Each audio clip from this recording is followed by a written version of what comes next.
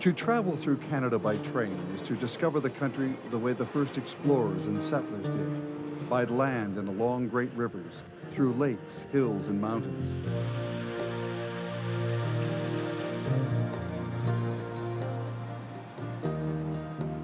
Great railways bind this vast country from sea to sea, and along their winding routes there is much to explore.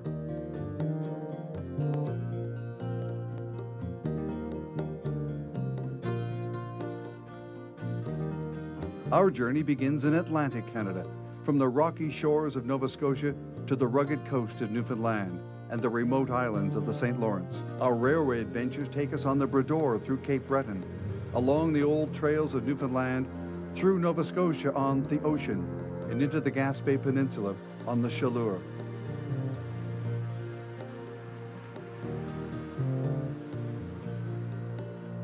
Our entree to Atlantic Canada is at Halifax, which boasts the world's second largest natural harbor. The city began as a British garrison in 1749. Once ever watchful of the French fortress at Louisbourg near Sydney. Nowadays, the Brador, a summertime rail excursion, links these two historic cities. Nova Scotia, the very name means New Scotland, and with its rugged highlands, it was aptly named by Scottish Highlanders who found sanctuary in a land that felt so much like home.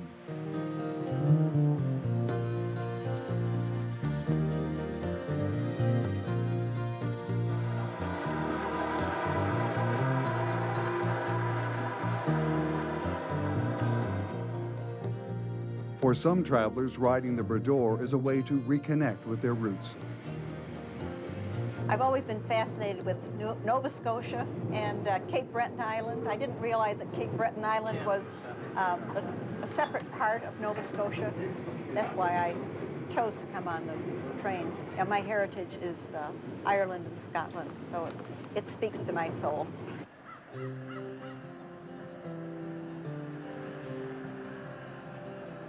It's a unique way to see this part of Cape Breton, especially because the rail line travels through an area that would not normally be traveled by people traveling from the Strait area to the Sydneys or on to Louisbourg. Good morning, folks. Did you care for a copy of the newspaper?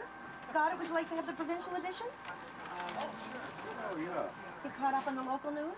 Yeah. Folks are okay? For passengers catching the train, an early morning wake-up call comes with a morning newspaper and breakfast wrapped in Nova Scotia tartan.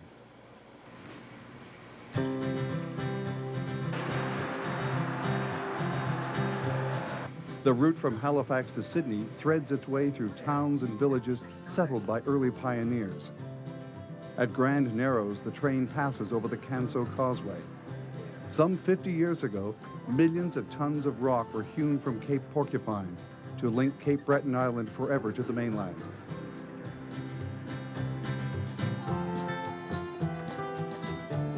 Just after crossing St. Peter's Canal, it's time to stretch your legs and perhaps do a little shopping at Port Hawkesbury.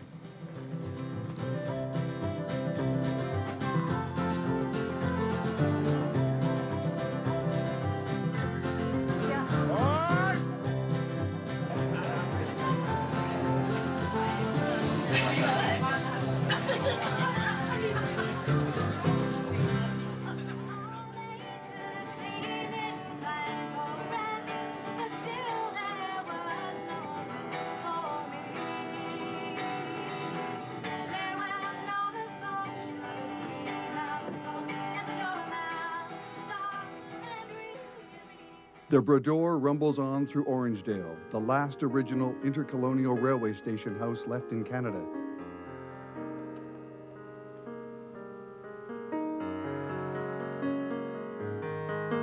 In its heyday, it was one of the busiest stations on Cape Breton Island. The station we're standing in now was built in 1886. On the first floor would be the station master's office and the waiting room, and then the visitor can go upstairs and see where the station master lived.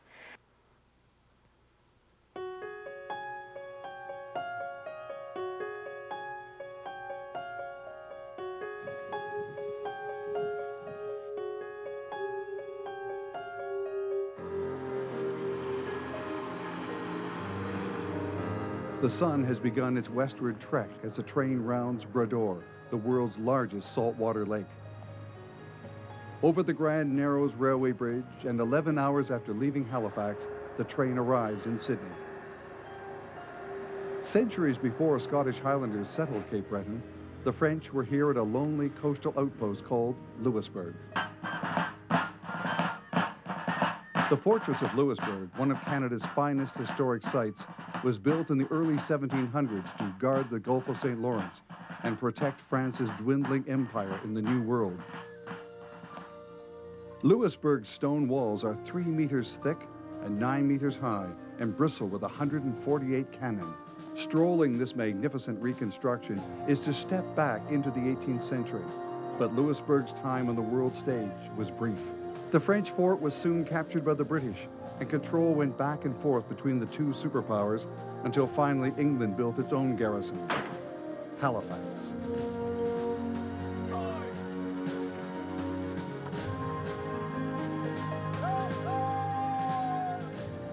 Nova Scotia would soon become home to the United Empire Loyalists, as thousands of supporters of the British cause fled the American Revolution.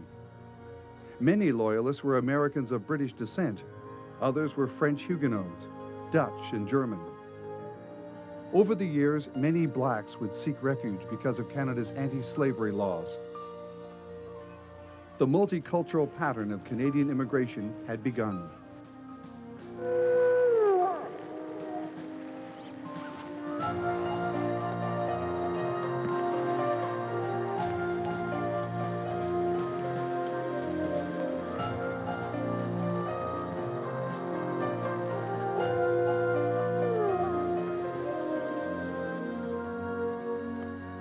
Atlantic Canada's maritime history and the stunning scenery come together in the village of Peggy's Cove.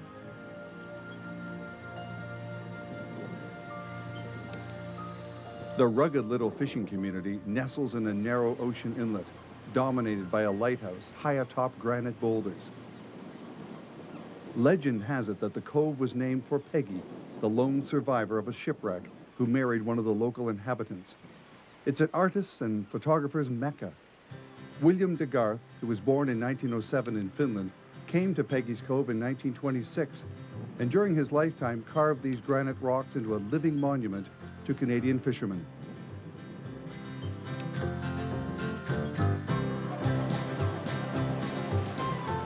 Between Nova Scotia and New Brunswick, the power of the sea rules life in the Bay of Fundy, where the highest tides in the world are generated. The mouth of the Bay of Fundy between Yarmouth and Bar Harbour, Maine is 90 miles across. Between Digby and St. John, it's 45 miles across. And at Cape Split, it's 5 miles across. So you have all this water rushing in into a funnel-shaped bay, and it has nowhere to go but up. The same thing is happening here on this river, and the water is forcing up into a narrower river all the time, you see. And this is what creates a bore. When we first saw it coming around the bend, it was traveling approximately 10 miles an hour.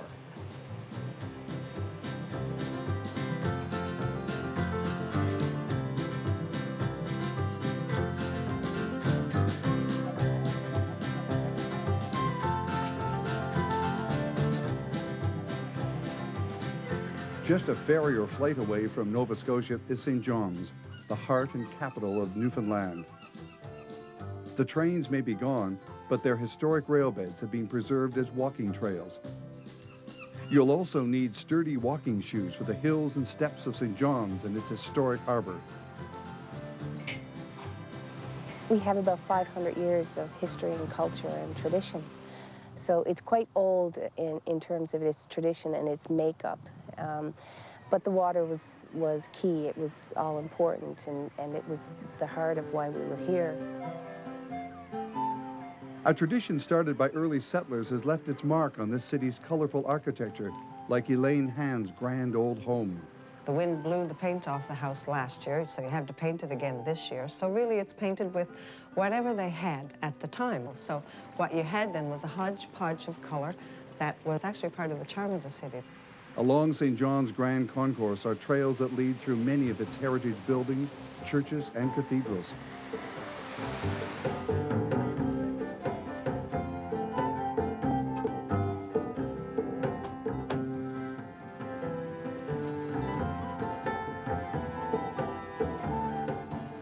Some trails lead to Signal Hill.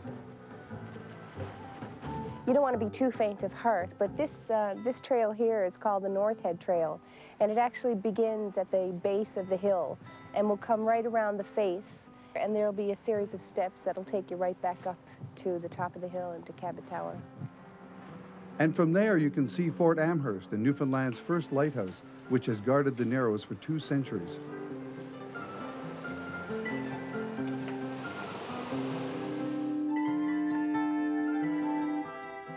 Another lighthouse at Cape Spear, the most easterly point of land in North America, has been guiding mariners in and out of St. John's Harbor for more than 160 years.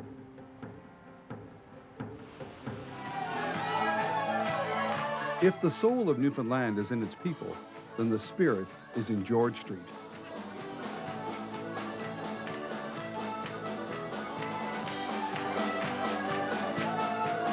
Well, George Street is known because it's a very small street, but it has the largest number of bars per capita than anywhere else in North America. You can have a drink in a pub where you will hear traditional Newfoundland live entertainment, and you can go and have a scuff and a good time.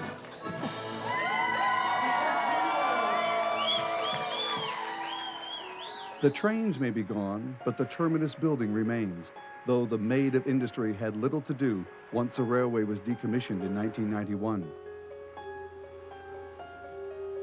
In 1997, the province of Newfoundland and Labrador turned the old railbed into a provincial park. The cleverly named Newfoundland Trailway Provincial Park is a 900-kilometer trail that winds across Newfoundland from St. John's to Port aux Basques. Another branch of the railroad, south around the Avalon Peninsula, is a hiking trail. And a scenic drive around the Irish Loop, as it's called, takes you to Bay Bulls, where you can cruise out to see Witless Bay Ecological Reserve's millions of seabirds.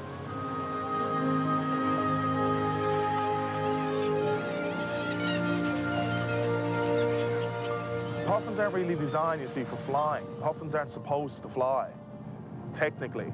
Their wings are too small for their bodies. Sometimes they eat so much that they can't take flight. They're skipping across the top of the water, and it's quite comical. And they try to take off, and they just go flat on their face back in the water. Hiking the East Coast Trail leads you around the Avalon Peninsula into places like La Manche, once a fishing port, now a ghost town. In the 1960s, during the era of resettlement in Newfoundland, La Manche was deserted. A lot of what was left was washed away a few years later by a rogue wave. This house would have been owned by a family that fished here, from the 30s on up, but no one's been living here, I'd say, since the early 60s.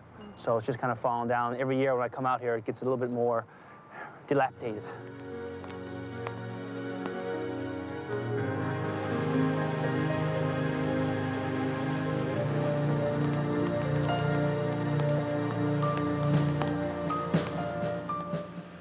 About an hour south of St. John's is a coastal community of Fairyland and the colony of Avalon. It's here that archaeologists are uncovering the remains of Lord Baltimore's settlement with finds that date back to 1621. Somebody's always finding something when you're here, because we find something every few seconds, really, when the full gang is on. Just this spring, one of the fellows, Barry Galton, found a little tiny thimble that belonged to a child, a sewing thimble. And we don't often find very many objects that we can associate with children.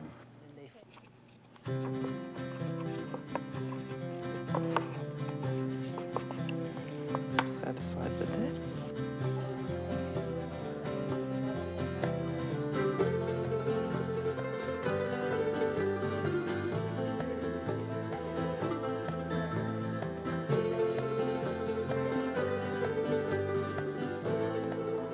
At the bottom of the Irish Loop, the landscape changes dramatically, and it's not unusual to come across a herd of caribou and even the occasional moose.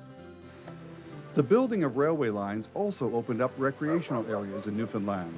People used to ride the rail to access cabin areas, access berry picking areas, hunting areas. And by maintaining and preserving the trailway as a provincial park, we're still preserving those traditional types of lifestyles.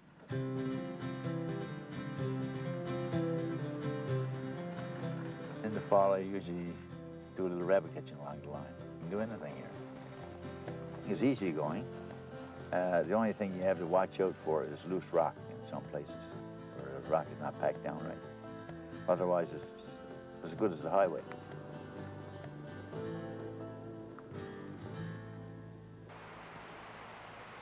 Just off the trailway on the west coast of Newfoundland is Grossmoor National Park, with its coastal lowlands bordering the Gulf of St. Lawrence and an alpine plateau in the Long Range Mountains. The rocks in Grossmoor are as old as 600 million years. There's lots of evidence of ancient volcanoes, and there's also ancient seas have been here, so wonderful place for fossils. Grossmoor is now a World Heritage Site, primarily because of the number of geological features in the park. We have the tablelands, which are peridotite. It's effectively that part of the continent that's normally in contact with molten lava flipped upside down. So where you have the calcium and the nitrogen coming out in the groundwater, you have the lush vegetation that you see here. Areas where there are a few springs, you get little low-growing, ground-hugging plants that can tolerate the high magnesium and iron, and they're more like Arctic alpine species.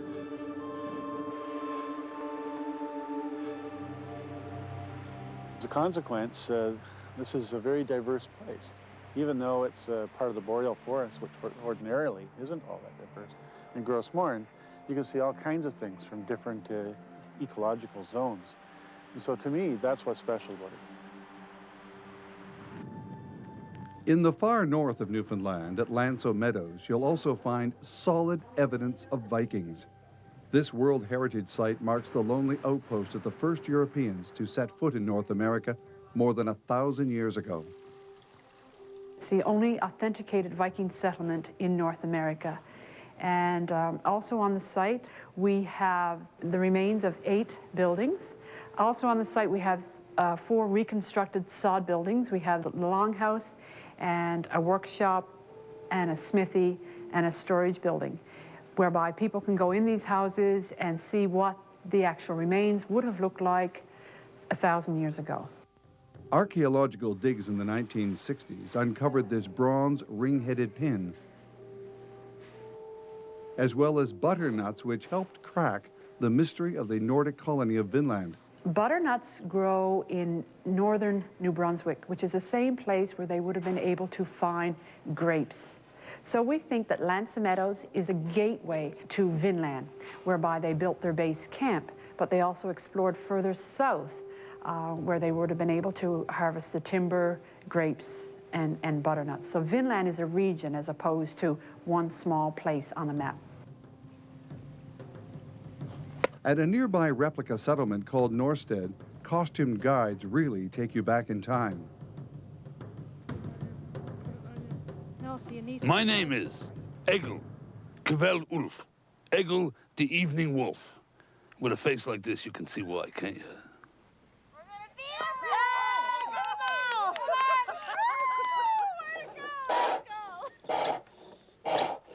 I'm making cups or bowls. It's made of is birch wood. This is capelin. It's been salted and dried.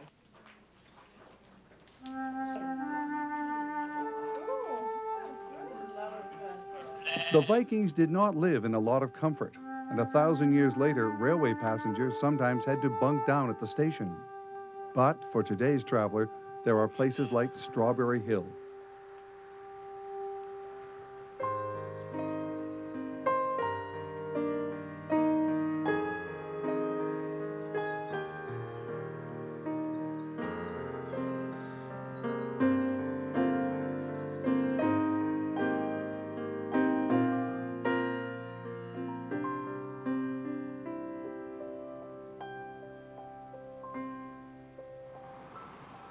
Beyond the barren mounds at Lanceau Meadows, you may meet a baby berg near the shore at Iceberg Alley. Bon voyage. Icebergs come in sizes. A bergy bit is like a small car. A growler like this one is smaller, about the size of a grand piano. Okay, now that we've seen the calf, we'll go see the mother. So one day you can come around a corner and all of a sudden there's this massive berg there. Someone referred to them one time as vast cathedrals of ice. And they look different every day because they're rolling over, they're breaking apart. They've got colors in them. You get the light behind them and you see that almost like winter green or bright blue coming through them. It's hard to imagine that this impressive mountain of fresh water is just one small chunk off the massive glaciers from Greenland and the Arctic. From a kayak, it's possible to explore the iceberg from almost every angle. But because they can be somewhat unstable, it's wise to keep your distance. Imagine what you see is only 1/10 of what's beneath the surface. And imagine what it would have been like for sailors trying to navigate through icebergs, islands, and the rocky shores of Newfoundland. The lighthouse itself was opened in the 1860s, and it's been staffed since then. The present house was built in 1922, the main inn.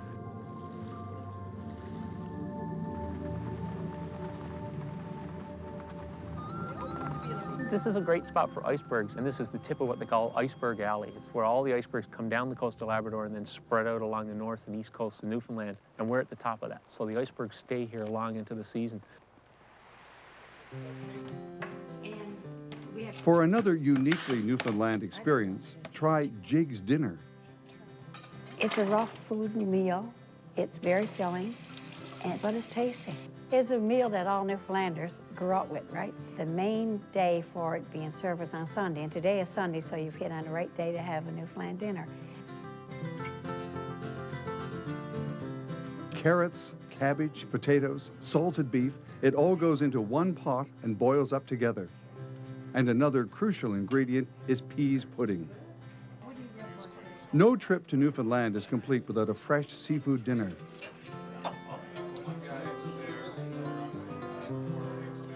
Start with some tender cod tongues, then lobster fixed in many ways, from stew to spring rolls, not to mention the old favorite, boiled lobster with lemon butter for dipping. Newfoundland is covered with wild berries, so it's not surprising they pop up in many different dishes. Yeah, there's a local berry, and it's a delicacy. You only find it in certain kinds of bogs. Locally, it's called bake apples. It has nothing to do with apples and nothing to do with being baked. I don't know where the name came from. It looks more almost like a brown raspberry more than anything else. In other areas, it's known as a cloudberry, and from that, you make a liqueur. Some of the trains that used to take Newfoundlanders to their best berry picking spots can be seen now in Corner Brook at the Humberside Rail Museum, where Brendan Dix, a former engineer, is the curator. We have the only steam engine that's available on the island. It's inoperative, but it's the only steam engine left alive. And we have the only working diesel-electric locomotive, which is a 1,200 horsepower General Motors diesel-electric.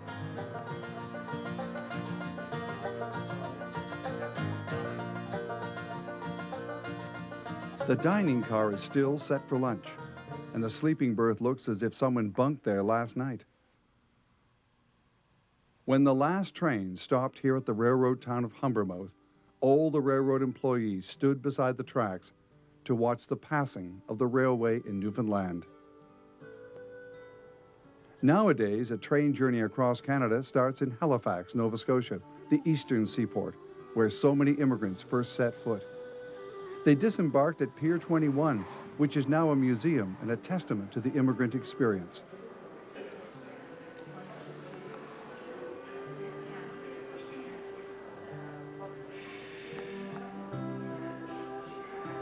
People would be unloaded into this room here, and also they would be processed, welcomed into Canada, and then at the end of that process, we could take, anywhere from 2 hours to 8 hours in length, depending on the number of people on the ship and so on.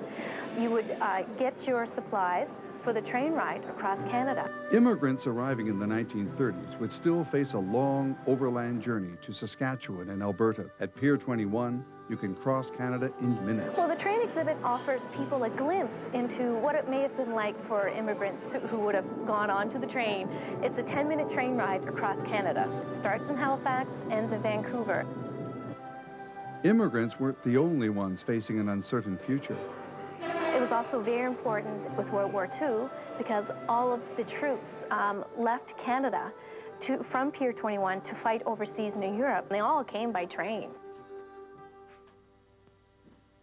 You can still stay at the original train hotel, although it's undergone a few renovations, additions, and name changes since it was built in 1930. The lobby has changed a bit, but it's still very reminiscent of the original hotel. And if you go into our Promenade Lounge, the ceiling work with all of the copper leafing and such is still the same, and it's fabulous. Passengers often overnight here before boarding the Ocean, the longest running passenger train in Canadian history. In the heady days of immigration, the Ocean traveled all the way across Canada.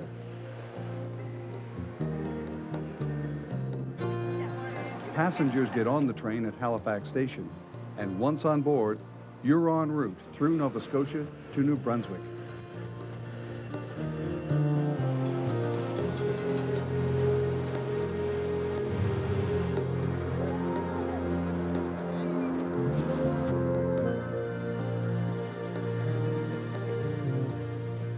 At the mouth of the Petitcodiac River in New Brunswick, these small islands only appear at high tide. Over the millennia, the 15-meter tides that surge up the Bay of Fundy have sculpted the soft rock into what look like flower pots atop reddish pillars in the Rocks Provincial Park.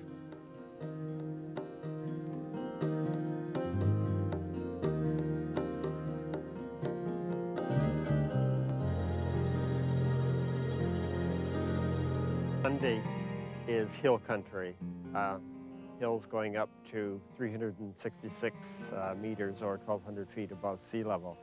So all of Fundy is rugged topography, steep hills, deep river valleys, fast-flowing rivers, waterfalls, all going down to the Bay of Fundy shoreline.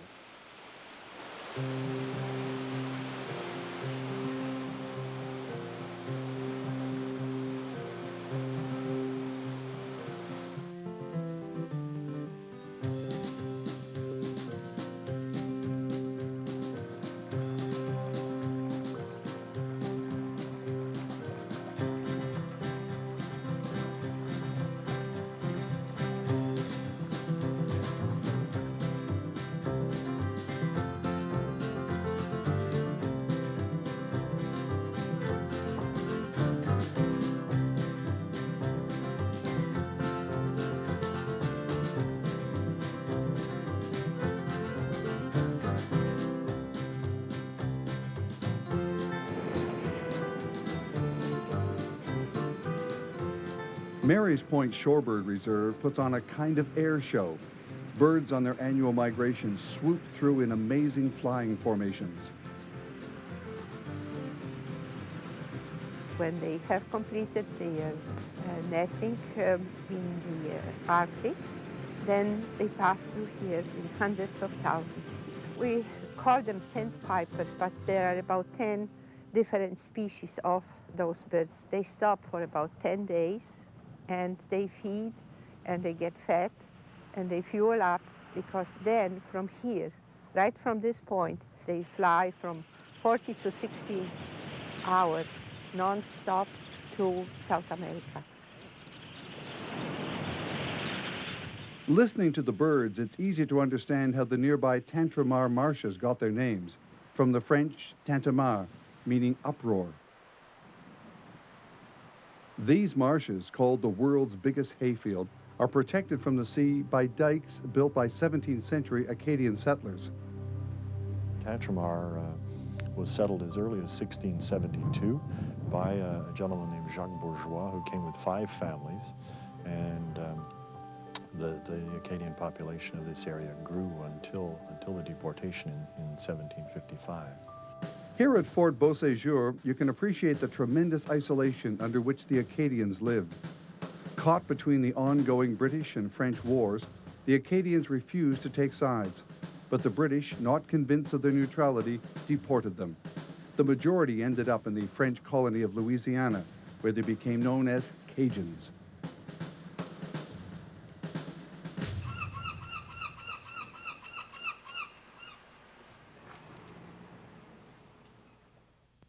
They say Prince Edward Island is no longer an island, ever since the Confederation Bridge was thrown across the Northumberland Straits. Like Newfoundland, only the railway right-of-way remains. 275 kilometers of track that once linked North Cape with East Point has now been converted into the Confederation Trail.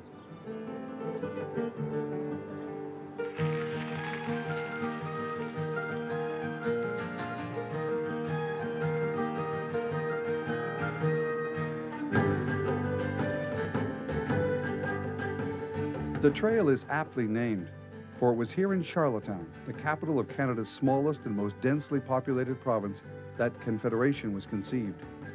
The idea of joining the colonies of British North America was tied to the dream of building a transcontinental railroad. This would be key to the future, vital for trade and Western settlement, and crucial in the defense against a growing threat from the Americans.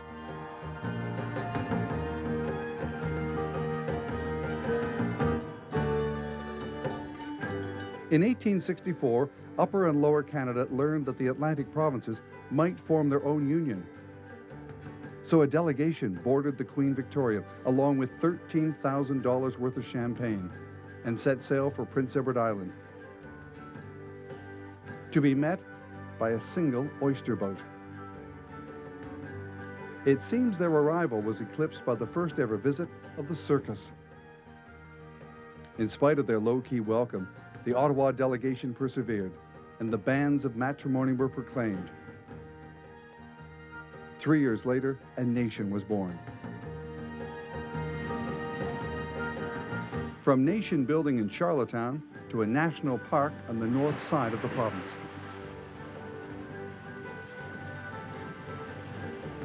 Here, some of North America's finest white sand beaches fringe the Gulf of St. Lawrence.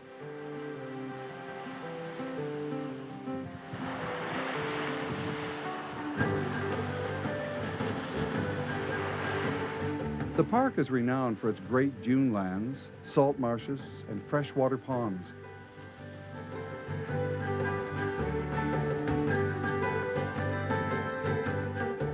Within its boundaries can be found Green Gables, the farmhouse immortalized by Lucy Maud Montgomery.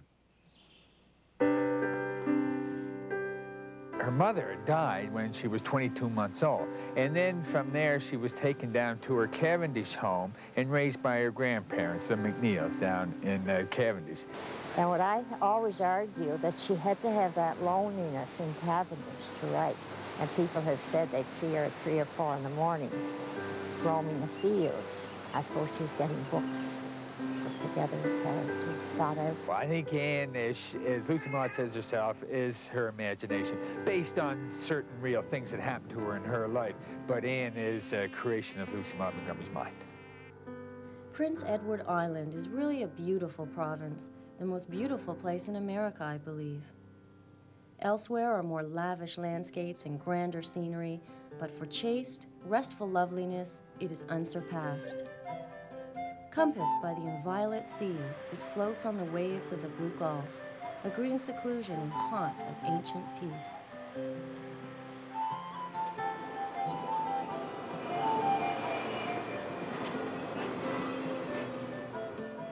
Returning to New Brunswick, we rejoin the ocean train at Moncton and head for Couchibouguac National Park.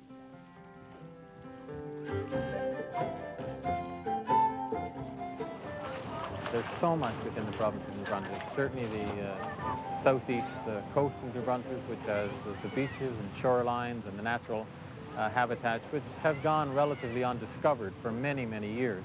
And the reason Couchibouguac National Park was established to preserve that part of Canada's heritage, the Barrier Island system.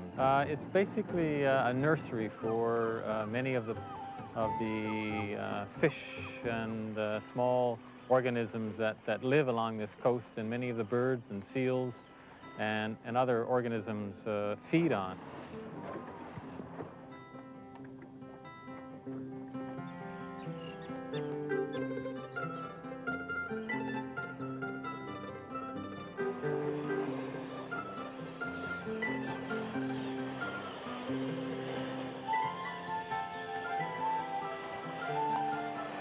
The dunes are a very fragile system, and it's maintained by marram grass. The dunes also provide an ideal nesting area for the terns.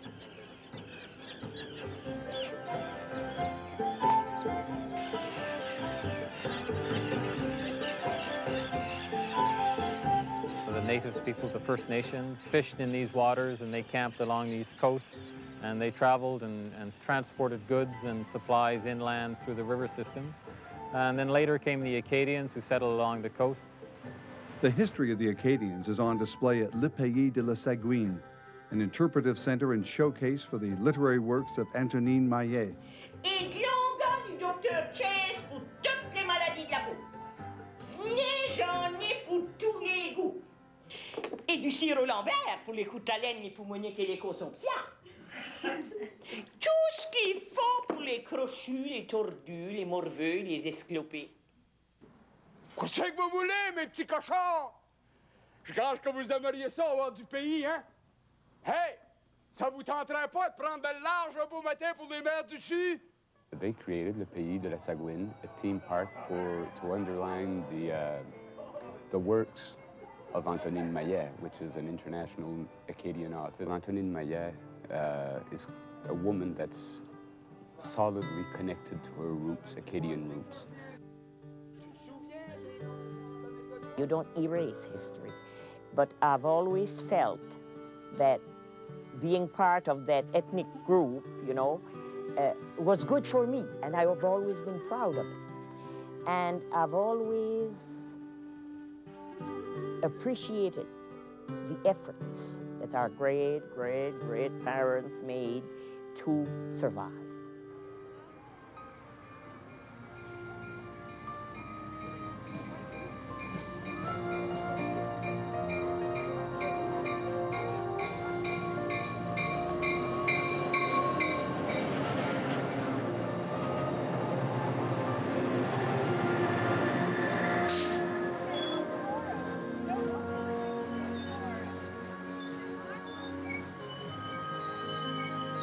From Rogersville, the ocean train runs north to Matapedia, where you can connect with the Chaleur and travel along the southern shores of the Gaspé Peninsula.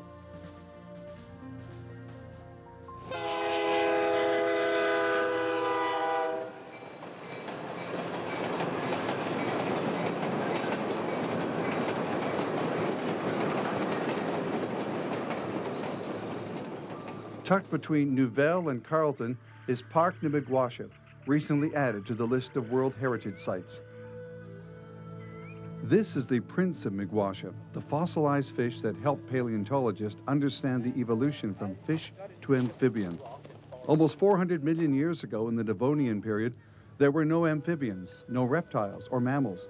When the transition from water to land occurred, it left behind, right here, evidence of each stage of that remarkable development.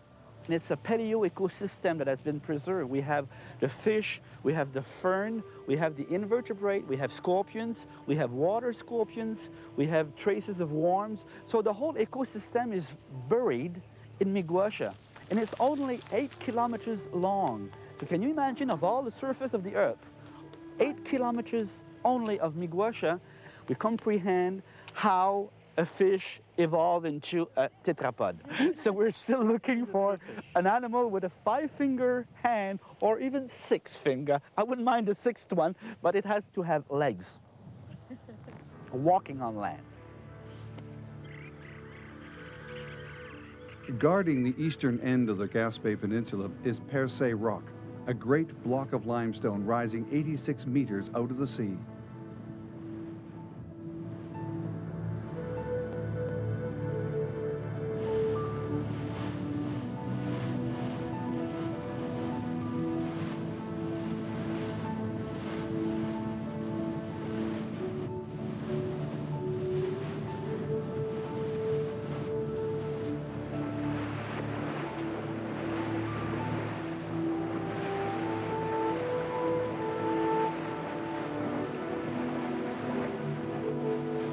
Nearby on Bonaventure Island lives the world's largest colony of gannets.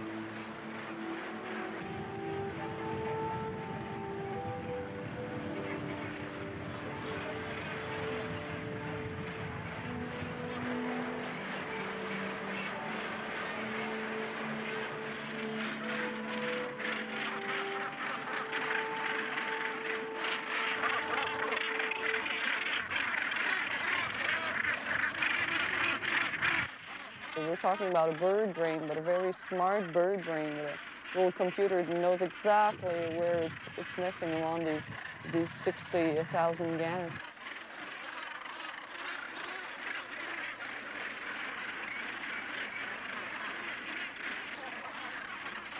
While they're flying in, they'll call, and the one that's sitting on the nesting site will answer. And for us, it's all the same, rah, rah, rah, rah, continually, but for them, it's different patterns of calling, so even the neighbor gets to know who's coming in.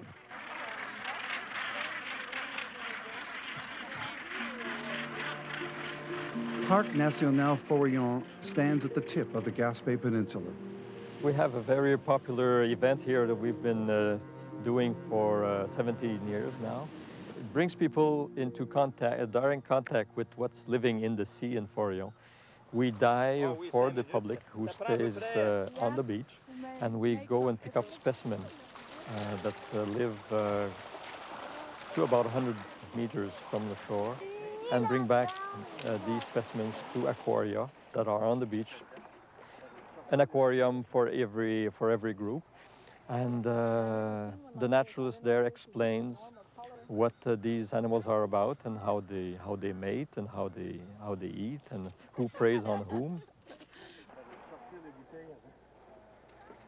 We feel it's our job to build up an awareness that we don't know much about what's living in the sea around our country. Most things that we know are just concerning the species that we fish commercially, whereas all the rest of the wildlife has an importance also.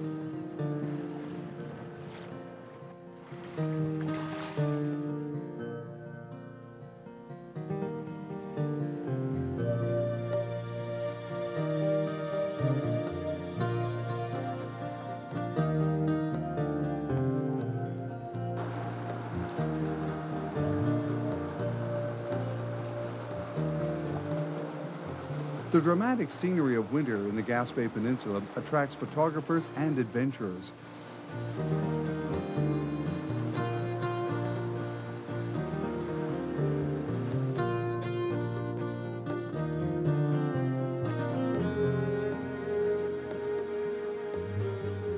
Limestone cliffs plunge into the sea at Forillon. Inland, the McGarricles and the Chickjawks stand tall as eastern Canada's highest mountains.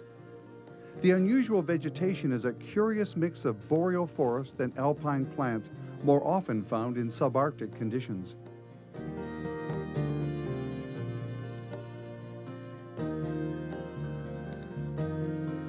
For French, Canada is like a dream because of the land, because of the space. So my two friends of France come to rejoin me in Montreal. In Gaspésie, in France, is very known by an interest of tourism. So we decided to make a trip in Gaspésie, and we chose this morning because of the snow.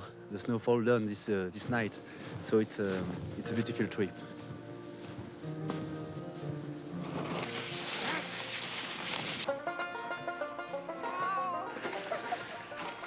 And for many locals and visitors, it is here in these parks that winter comes alive.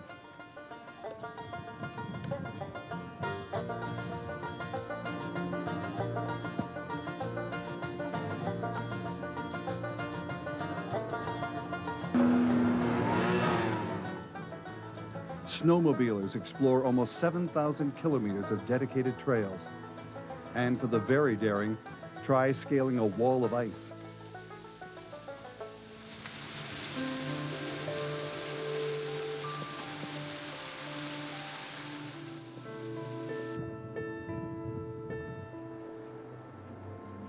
Plenty of snow means you can ski from the end of November to mid-April.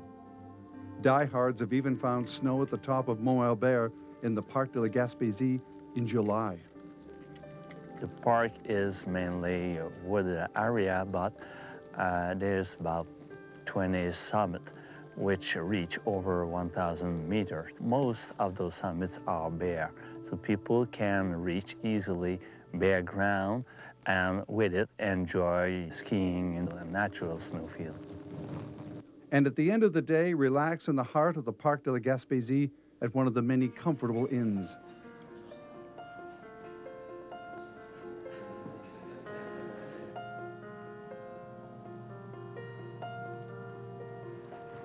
Between the parks, you'll see a number of famous landmarks.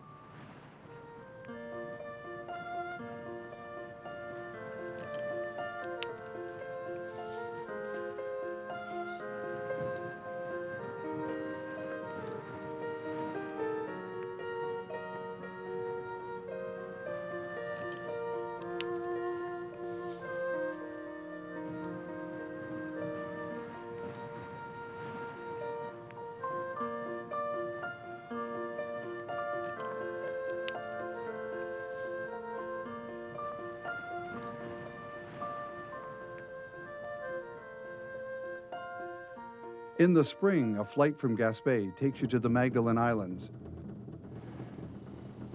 From there, by helicopter, you reach the ice floes at the Gulf of St. Lawrence, where seal pups are spending their first few days of life. First thing you should do when you get there is take it all in. You know, the landscape, the scenery is totally different. Your own sea ice, the noise, the wind blowing, the seals crying. Get the atmosphere first, and then start taking pictures if you want. But just enjoy the first half hour. It's worth it.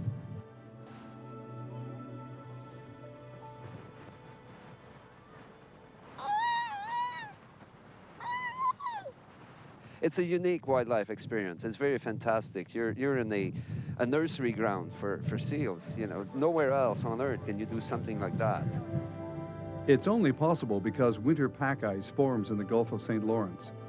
Each year, around the end of February, thousands of pregnant harp seals haul themselves out of the water onto the ice. They'll find some roughly contoured ice that provides shelter from the frigid winds and give birth. When they're first born, the harp seals are yellowish and very skinny. They start putting fat very rapidly. They grow about 2 kilograms per day.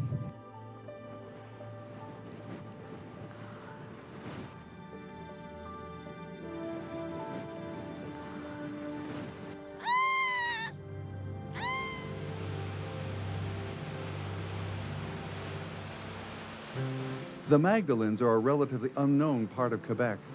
In the 16th century, Jacques Cartier wrote the first accounts of this archipelago.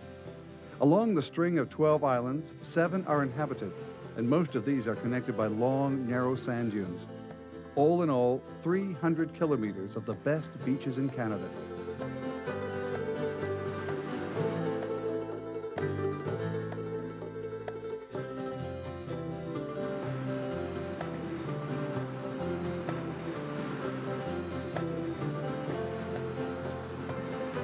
La Grave is an important historic site on the islands. The town's name comes from the French word grève, which means pebbly and sandy beach. La Grave has its share of trendy cafes where you can meet the locals, les Madelinos.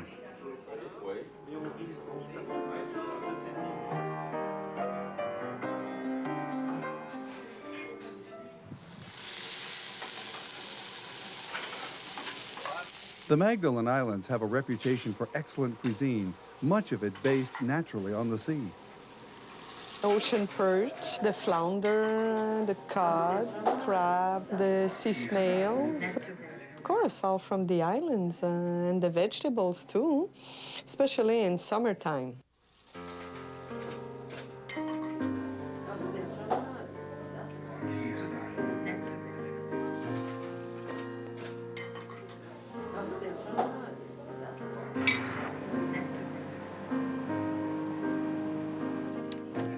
La Grave's main street is lined with craft and souvenir shops where artists like France Pinchot are eager to talk about their work. I take mold from natural seashells I find here on the beaches, and then with the mold I can reproduce them in sterling or in gold.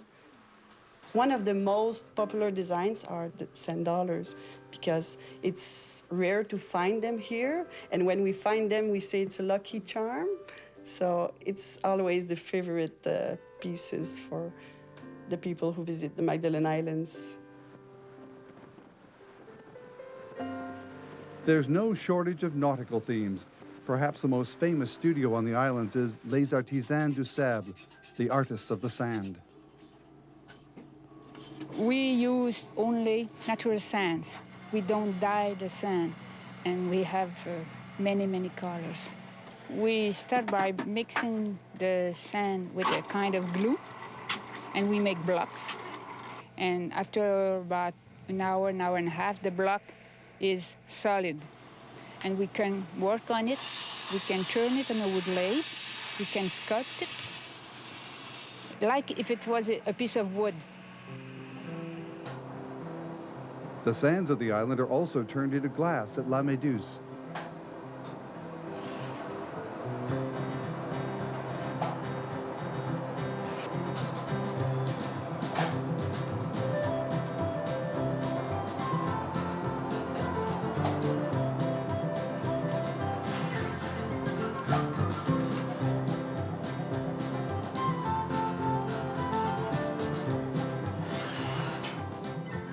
Indoors and outdoors, the Magdalen Islands, Les Îles de la Madeleine, charm visitors and inspire artists with a glorious palette of colors.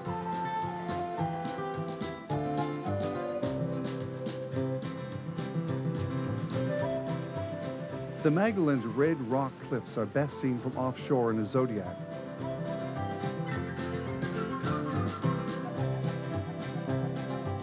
Or, if you're up to it, in a sea kayak. We have all type of tourism, but most of the people that come here are very nature orientated, which is very good because we don't want to have big condominiums here. You know, it's a virgin place, and we want to keep it that way.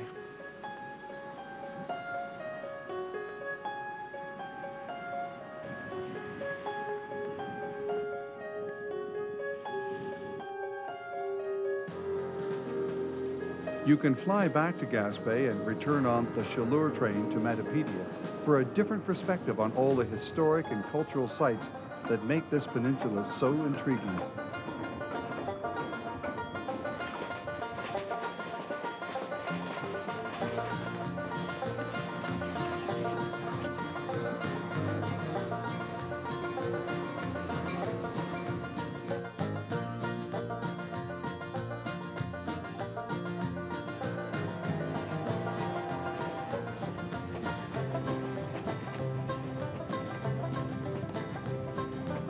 Over the trestles, through the towns, and alongside the Gulf of St. Lawrence to the junction of two great rivers, the Matapedia and the Restigouche, where some of the finest salmon in the world is caught.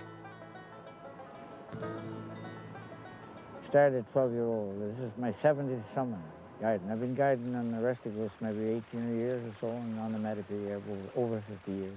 Most of the Americans came here first and built the camps over 100 years ago. I started guiding the president of the IEP, R.J. Cullen, John Hinman, this girl's father-in-law, and so on, and Jimmy Carter, and doctors and lawyers. We give them all the same service. If it's a girl, we give her a few more smiles.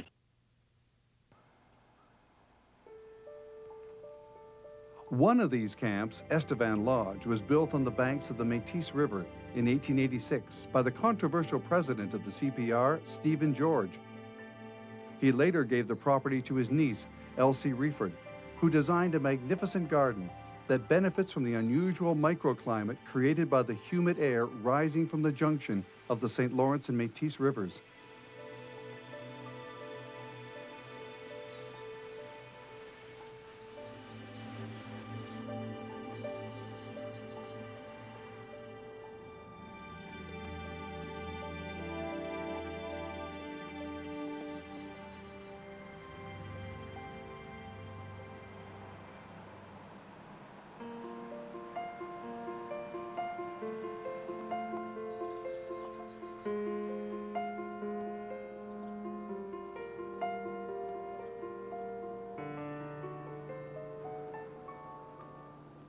Himalayan blue poppies, rhododendrons, azaleas, and gentians share space with 1,000 other indigenous and exotic species.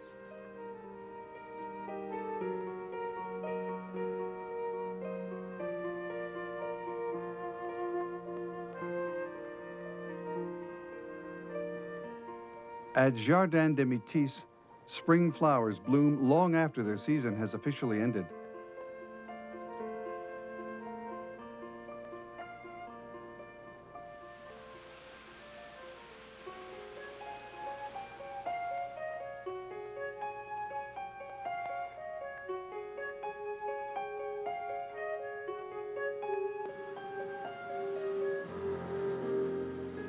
Right where the St. Lawrence River spills into the Gulf, there are isolated refuges like Quarry and Anticosti Islands. Quarry Island is interesting for birds, but also because of the rock formations, the monoliths that you find there. I travel around the world and I didn't see a place, a natural place with such unusual rocks and natural place.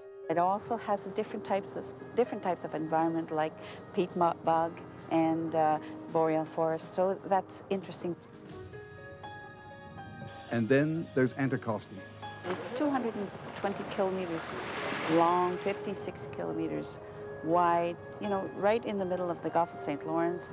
You have 270 people living there, 120,000 deer, about 27 salmon rivers. There's such an immense property there, and so few people and a lot of wildlife.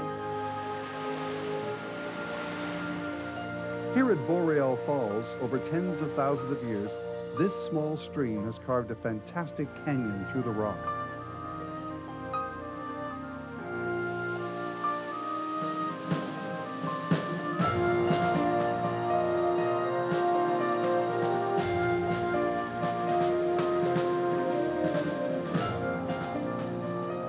Then it's back to Rimouski to reconnect with the ocean and board the overnight train to North America's jewel of historic treasures, Quebec City, to continue your railway adventures across Canada.